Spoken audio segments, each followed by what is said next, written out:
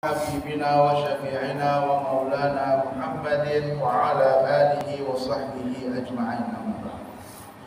بالسند المتصل إلى الإمام النووي قال الحديث الرابع والعشرون. Jamaah sekalian yang dimuliakan Allah Subhanahu wa taala, pertama-tama marilah kita bersama-sama memanjatkan puji syukur kehadirat Allah Subhanahu wa taala atas nikmat di pagi hari ini. Mudah-mudahan kita semua menjadi hamba-hamba Allah yang istiqamah di jalannya. Amin ya rabbal alamin. Kita melanjutkan kembali kajian kitab Arba'in An-Nawawiyah yang disusun oleh Al-Imam Abu Zakaria Yahya bin Sharaf An-Nawawi. Kita masuk pada hadis ke-24. Diriwayatkan dari Abu Dzar Al-Ghifari. Ini sedikit panjang hadisnya. An Abi Dzar Al-Ghifari radhiyallahu anhu. Diriwayatkan dari Abu Dzar Al-Ghifari radhiyallahu anhu. Anin Nabi sallallahu alaihi wasallam. Dari Nabi alaihi salatu wassalam, fima yarwihi an rabbih azza wa jalla, dari atau berdasarkan riwayat Nabi dari Allah Subhanahu wa taala. Berarti hadis ini disebut hadis qudsi, yang berfirman adalah Allah, tapi redaksinya dibuat atau disusun oleh Rasulullah. Ini adalah hadis qudsi.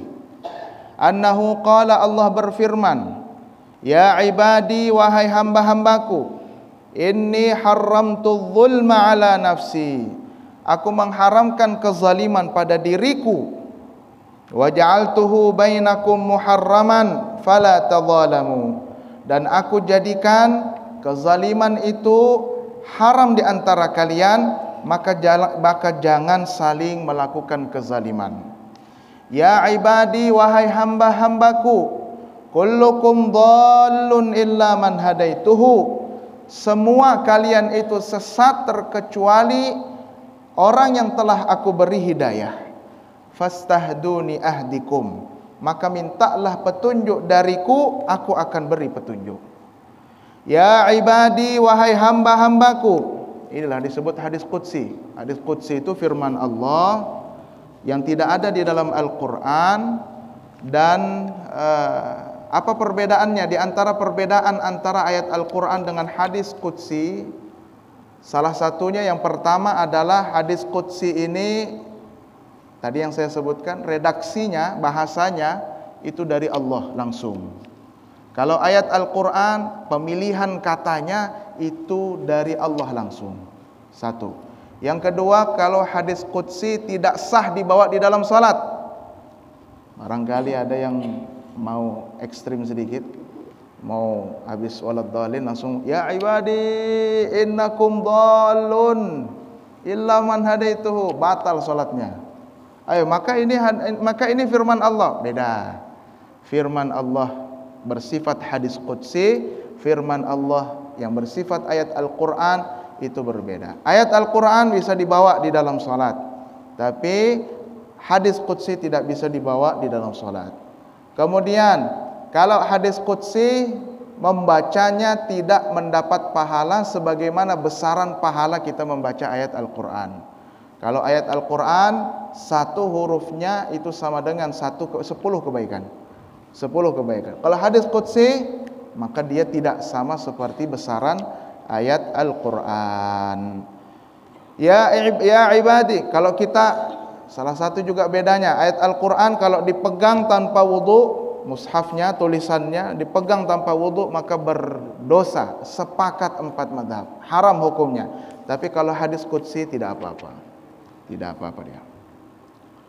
Ya ibadi, wahai hamba-hambaku, kullukum ja'i'un illa man at'amtuhu, setiap kalian semua itu lapar kecuali orang yang aku beri makan.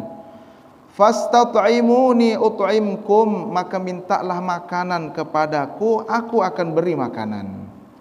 Ya ibadi, wahai hamba-hambaku, kullukum 'arin illa man kasautuhu, setiap kalian itu telanjang terkecuali orang yang aku beri pakaian.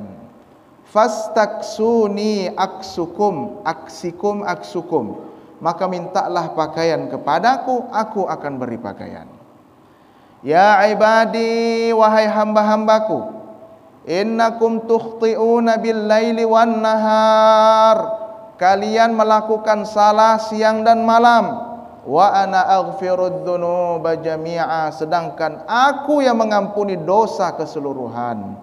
Fastaghfiruni, maka mintalah ampunan kepadaku, aghfir lakum, aku ampuni kalian.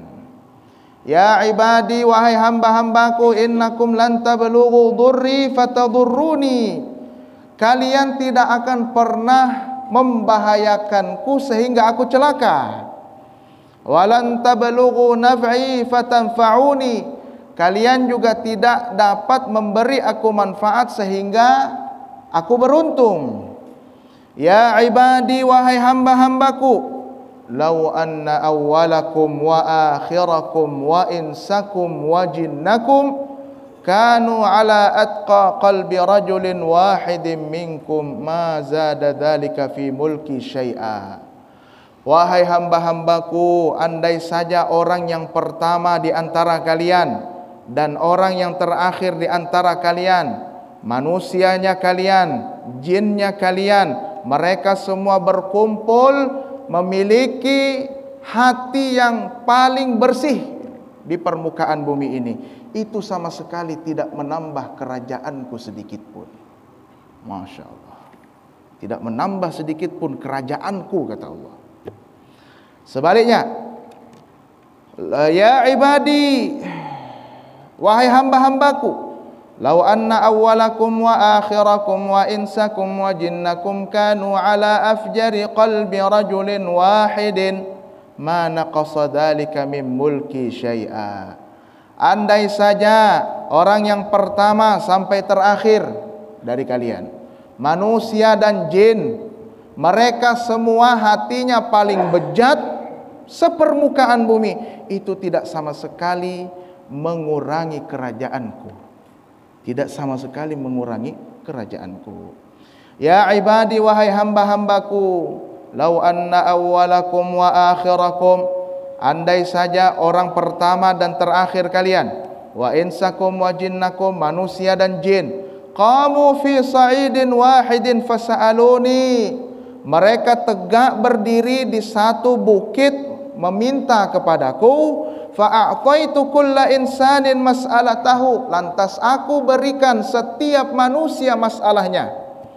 Mana qasadzalika mimma indi, tidak berkurang sedikit pun apa yang ada denganku, illa kama yanqusul mikhyatu idza udkhilal bahra, terkecuali seperti kadar jarum dimasukkan di dalam laut kemudian ditarik. Berapa kira-kira yang menetes dibandingkan dengan lautan yang begitu luas? Dimasukkan jarum ke dalam lautan, diangkat, berapa yang jatuh dari jarum ini dibandingkan dengan lautan yang begitu luas? Tidak mengurangi sedikit pun. Ya ibadi, wahai hamba-hambaku, innama hiya a'malukum uhsiha lakum, hanya saja itu adalah amal kalian yang aku hitung. Thumma uwaffikum iyyaha, kemudian aku balas amal-amal kalian. Faman wajada khairan falyahmadillah, barang siapa yang menemukan kebaikan dari amalnya, maka hendaklah dia memuji Allah. Waman wajada ghaira dzalika, namun jika dia tidak menemukan kebaikan di dalamnya, fala yalumanna illa nafsahu, maka janganlah dia menyalahkan kecuali dirinya saja. Salah dirinya maksudnya. Kalau dia tidak berlaku baik, maka yang salah juga dia sendiri. Rawahu Muslim. Hadis ini diriwayatkan oleh Imam Muslim. Jamaah sekalian yang dimuliakan Allah, saya membagi hadis ini menjadi dua bagian. Bagian yang pertama, Allah menampilkan kekurangan kita. Allah menampilkan kekurangan hamba-hambanya dengan bukti bahwa hanya kepada Allah kita dapat menyempurnakan nikmat. Setiap kalian lapar, kata Allah, aku yang memberi makan, maka mintalah makanan pada saya. Allah tampilkan kekurangan kita. setiap kamu telanjang, terkecuali orang yang aku beri pakaian, mintalah pakaian kepadaku, aku beri pakaian. Artinya pada bagian pertama hadis ini, Allah ingin menampilkan kekurangan kita sebagai hamba. Kita ini hamba yang kurang, dan Allah membuktikan bahwa kesempurnaan itu hanya didapat dari Allah Subhanahu wa taala. Satu. Yang kedua, bagian yang kedua, Allah menampilkan kekurangan kita tapi dengan cara yang lain. Dengan cara menonjolkan kekuatannya, Masya Allah. Menonjolkan kekuatan supremasi, kalau bahasa orang hukum nih. Kekuatan mutlak, kedikdayaan, Masya Allah. Besar dia. Kemutlakan kekuasaannya. Tidak ada lagi yang bersekutu dengan saya dalam kekuasaan saya yang besar ini. Masya Allah. Terus apa yang tampil dari kita kalau semua kelemahan kita disampaikan oleh Allah? Yang kita rasakan, yang kita lihat diri kita dari hadis yang ke-24 ini hanyalah kita ini lemah. Udah itu aja. Kita ini lemah. Beri makan, yang beri makan Allah. Yang beri harta, siapa yang beri harta? Allah. Tidak ada Allah, tidak ada harta kita. Tidak mungkin. Tidak ada Allah, tidak mungkin kita berpakaian. Tidak ada Allah, kita semua tersesat. Semua kalian tersesat, kata Allah. Lemah kita ini, tidak ada apa-apanya. Terkecuali orang yang aku berikan petunjuk, maka mintalah petunjuk kepada saya akan beri petunjuk. Di satu sisi lagi, dengan kelemahan yang ingin Allah tampilkan ini, Allah ingin kita tidak mengambil sifat yang ia miliki, yaitu kesombongan. Al-kibriya uridai, kata Allah. Itu hadis qudsi juga. Wal 'azamatu izari. Sombong adalah selendangku, kata Allah. Kemuliaan adalah sarungku. Tapi jangan juga kemudian Allah punya selendang berarti ini. Warnanya apa kira-kira? Dah bukan. Atau Allah punya sarung nih. Sarungnya apa Allah nih kira-kira? BHS? Dah. Jangan salah. Jangan salah ya.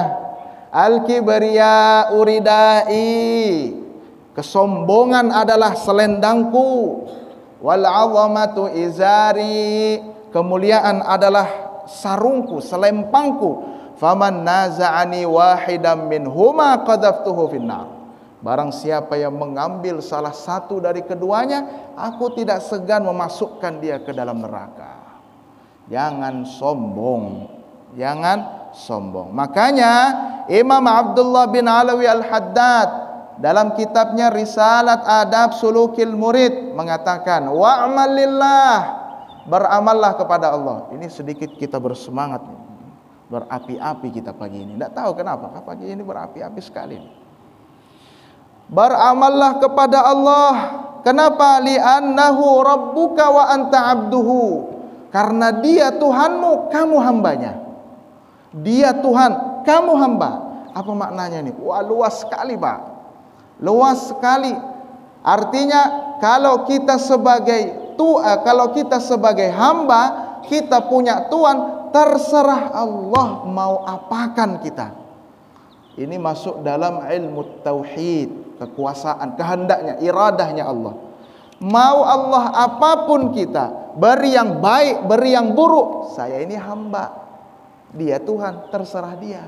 Mau saya dimasukkan ke dalam neraka sekalipun, saya ini hamba, dia Tuhannya.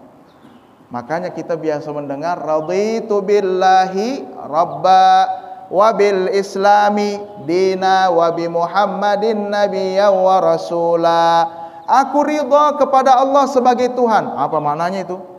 Aku ridha kepada Allah sebagai Tuhan. Maknanya segala takdir yang Allah tetapkan kita ridha. Baikkah, burukkah, celakakah, beruntungkah kita terima ridha. Wah, saya berat juga Ustaz kalau diberi takdir baik bagus saja. Maunya diberi takdir buruk tegak mana kita ini? Mintalah kepada Allah. Kita kan ada tangan meminta kepada Allah, munajat. Wa idza sa'alaka 'ibadi 'anni fa inni. Apabila hamba-hambaku bertanya kepadaku, aku itu dekat. Dekat.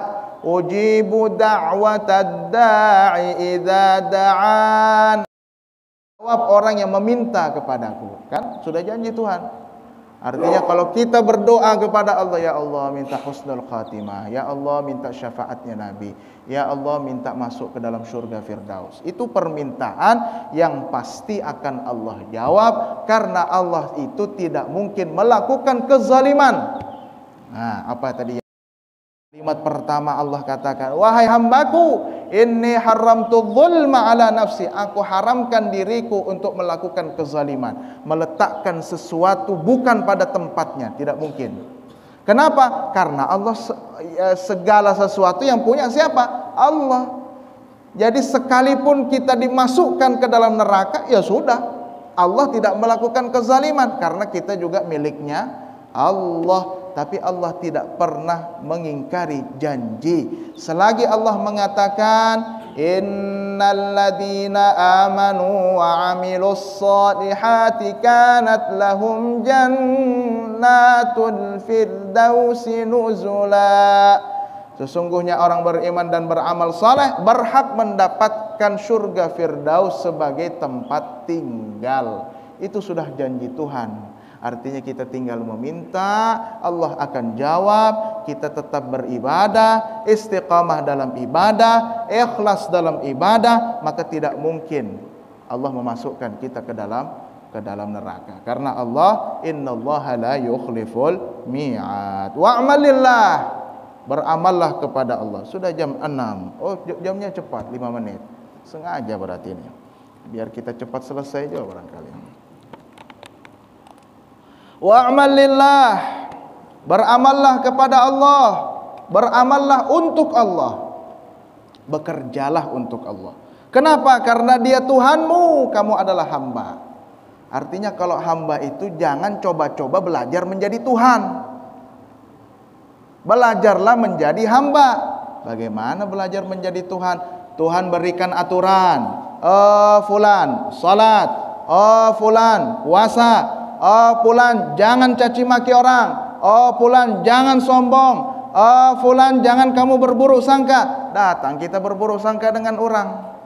Tuhan sudah buat aturan seperti itu agar membedakan antara Tuhan dengan hamba. Lah kita malah langgar itu semua. Yang Tuhan itu Allah apa pian?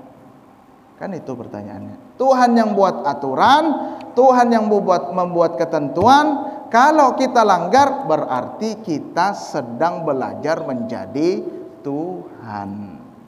Orang dicaci maki, apalagi ini mulai sudah rame lagi nih politik 2024, luar biasa. Masih 2 tahun lagi, tapi gaungnya sudah 2022 terdengar sudah. Yang A, yang B, mulai sudah. Kalau sudah begitu, sudah bisa saya baca caci makinya, buruk sangkanya, hinaannya, cercaannya, semua ada. Tinggal buka aja HP, Masya Allah, luar biasa. Padahal yang dicaci orang muslim, yang mencaci juga orang muslim, sama-sama muslimnya. Tuhan ini siapa? Anda apa Allah Tuhannya? Siapa Tuhannya? Belajar menjadi Tuhankah atau belajar menjadi hamba? Disuruh kita belajar menjadi hamba, bukan menjadi Tuhan. Kalau kita belajar menjadi Tuhan, berarti kita tidak mengikuti segala bentuk aturan yang sudah ditetapkan oleh Allah. Tapi kalau kita sebagai hamba, apapun maumu ya Allah, saya ikut saja. Tuhan nyuruh sholat, umpat aja. Tuhan bilang, wa ma khalaqatul jinna wal insa illa liya'budun. Aku tidak ciptakan manusia dan jin terkecuali hanya untuk beribadah. Artinya keberadaan kita di alam dunia ini, tugas pertama beribadah. Segala macam aktivitas kita, arahkan semua itu untuk beribadah kepada Allah. Kalau lepas daripada ibadah, berarti kita mencoba menjadi Tuhan. Nah itulah kita, makanya mudah-mudahan Allah senantiasa menjadikan kita hamba-hambanya yang dikasihi dan disayangi, diberikan kedudukan di sisi Allah Subhanahu wa taala, kita diberikan kepasrahan, kita diberikan tingkat ubudiyah yang tertinggi. Imam Ali bin Abi Thalib mengatakan, "Ana abdu man 'allamani harfan." Aku hambanya orang yang mengajariku satu huruf. Hambanya orang yang mengajariku satu huruf. Ringkasnya, aku hambanya guruku. Insya'a ba'ani wa insya'a a'taqani. Kalau guruku mau, dia jual saya di pasar, silahkan. Wa insya'a a'taqani. Kalau dia mau, dia merdekakan saya dari budak, dari hambanya saya. Dia merdekakan saya dan jadikan saya merdeka. Itu sebagai cerminan bahwa Imam Ali bin Abi Thalib mengajarkan kita tentang tingginya makna ubudiyah kepada guru saja. Sedemikian rupanya beliau memuliakan gurunya, lebih-lebih kepada Allah yang menciptakan guru itu sendiri. Jamaah sekalian yang dimuliakan Allah, tehnya sudah panas, makanan masih panas, masih hangat. Mudah-mudahan yang disampaikan ini bermanfaat untuk kita semua. Saya akhiri, wallahul muwaffiq ila aqwamit thoriq. Assalamualaikum warahmatullahi wabarakatuh. Kita salaman ya. Lawas nih bersalaman. Allahumma salli ala